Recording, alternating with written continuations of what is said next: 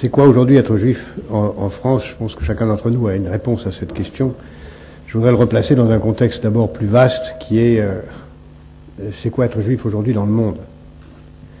Ça reste aujourd'hui pour chacun d'entre nous une question presque évidente. Nous sommes juifs, nous savons que nous avons un rôle historique particulier que nous avons joué depuis au moins 3000 ans et nous pensons que ce rôle est là, il est établi, il est définitif, il est inscrit dans l'histoire de l'humanité, il porte son empreinte à la fois théologique, culturelle, idéologique, politique, artistique. Et nous avons le sentiment, puisque nous sommes là et que nous avons été là malgré les tragédies les plus extrêmes, que nous serons là pour toujours. Je crois que la principale question qu'il faut se poser aujourd'hui sur qu'est-ce qu'être juif aujourd'hui dans le monde, avant de se poser la question de savoir sur qu'est-ce que c'est qu'être juif aujourd'hui dans la France, c'est de se poser la question tout simplement de savoir si le peuple juif survivra au XXIe siècle, en tant que peuple. Je pense que cette question mérite d'être posée pour des tas de raisons. D'abord parce que rien n'est éternel dans l'histoire humaine. Ensuite parce que la meilleure façon de résister à une menace, c'est de la connaître et d'être capable d'en identifier les différentes composantes pour pouvoir lutter contre elle. Et ensuite pour savoir si ce que nous appellerions ou pourrions appeler le cauchemar de la disparition du peuple juif ne peut pas revêtir des formes bien différentes de celles qu'on peut croire, auxquelles on peut penser. Je rappelle que le peuple juif représentait à l'époque de l'Empire romain à peu près 10% de la population de l'Empire romain. Aujourd'hui, le peuple juif représente à peu près 2 pour 1000 de la population de la planète. Et encore, ces 2 pour 1000 sont extraordinairement changeants en structure. D'abord aux États-Unis, qui n'est plus la première population juive du monde, dépassée pour la première fois depuis 20 siècles par Israël. La population juive stagne, en tout cas ce qu'on appelle en anglais core Jews, c'est-à-dire les juifs ayant 2 parents juifs, stagnent, et ceux qui sont venant d'autres communautés, enfin d'autres mélanges, un parent juif sur 2, ou vivant non juifs dans une famille ayant un parent juif, sont de plus en plus nombreux, puisqu'ils sont même plus nombreux que ce qu'on appelle les core Jews. Deuxième évolution très forte, je l'ai dit à l'instant, le fait qu'Israël devient la première communauté juive du monde, et que de ce point de vue, c'est une nation, c'est un État, et ça ne renvoie plus du tout aux mêmes caractéristiques que le peuple juif en tant que tel. Troisième caractéristique, toutes les communautés juives du monde disparaissent, décroissent, soit en nombre absolu, soit en nombre relatif, sauf quelques-unes étranges, la communauté juive allemande, la communauté juive australienne, ou quelques autres qui sont en situation de grandir ou de se stabiliser. La communauté juive mondiale dans son ensemble représente un nombre stable, 13 millions de personnes, ce qui représente 2 millions de personnes de plus qu'en 1945. Se rappeler qu'il a fallu 11 ans pour qu'on passe de 11 à 12 et 40 ans pour qu'on passe de 12 à 13. Donc la probabilité que la communauté juive représente une part décroissante de l'espèce humaine est une évidence, accélérée par ce phénomène que vous avez déjà très largement évoqué tout à l'heure, celui de l'assimilation par les mariages mixtes. On pense aujourd'hui qu'à l'échelle de la diaspora, les enfants juifs ne sont que les enfants de la moitié des juifs. Et les autres ne restent pas dans la communauté. Il y a donc un processus d'assimilation et de disparition hors de l'État d'Israël considérable. Deuxièmement, en Israël proprement dit, se pose la question évidemment de la population juive par rapport aux populations environnantes, qui sont elles-mêmes de plus en plus nombreuses dans la région et qui, à échelle de 50 ans, seront non seulement plus nombreuses dans l'ensemble palestinien que dans l'ensemble israélien, et à l'échelle de 60 ou 70 ans, plus nombreuses sur le territoire israélien en population non juive qu'en population juive. Donc nous avons clairement à affronter le fait que la population juive est de plus en plus minoritaire, faible et en voie de disparaître.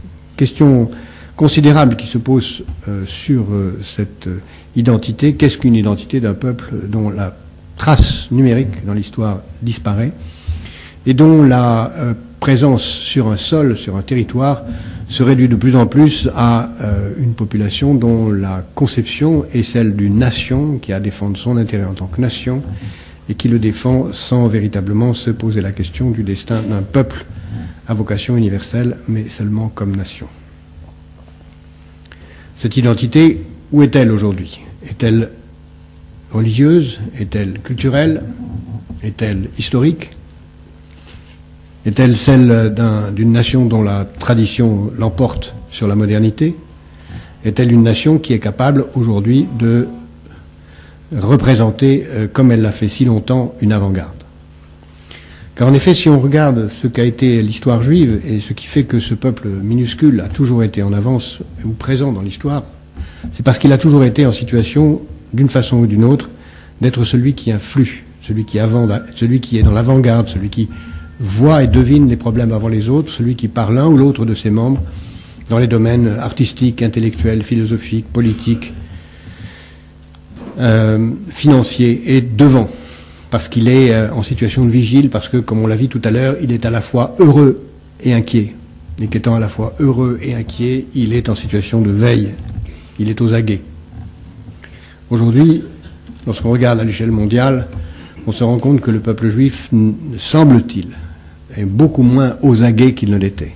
La présence juive dans les grandes instances internationales, la présence juive dans les grandes forces du mouvement, qu'il s'agit des mouvements artistiques, qu'il s'agit des mouvements intellectuels, des mouvements technologiques, semble aujourd'hui à la fois extraordinairement forte. On sait la part du prix Nobel juif, on sait la part des juifs dans l'ensemble du système industriel ou financier américain, mais elle est en extraordinaire décroissance.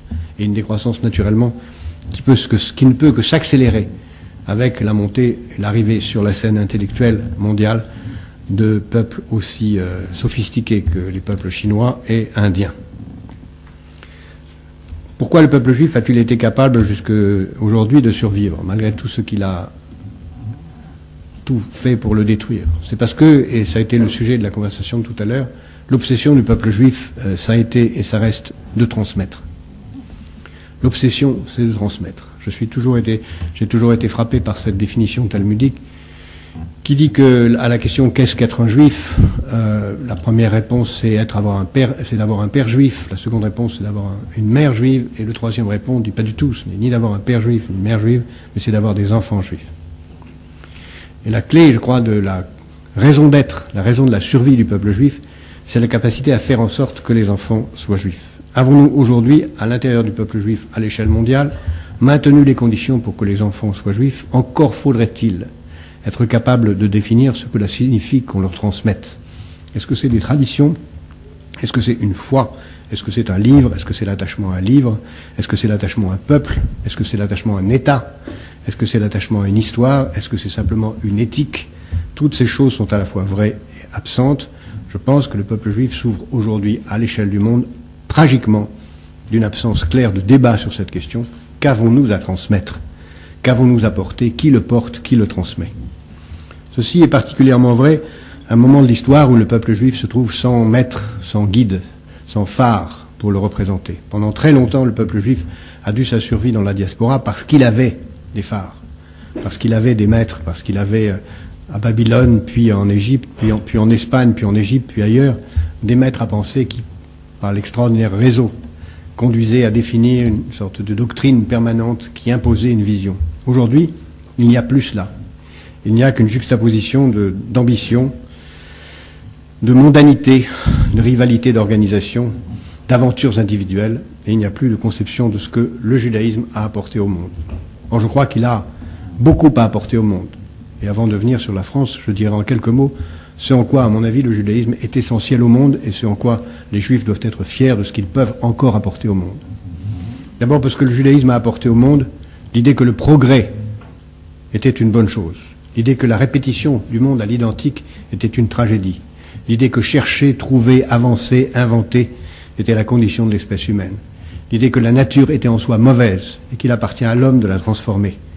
L'idée que l'esprit domine la matière, que l'intelligence vint toujours contre la force.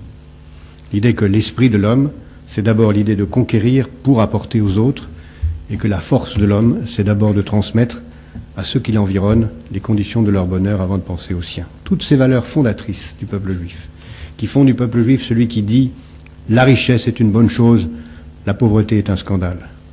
Celui qui dit « il nous importe plus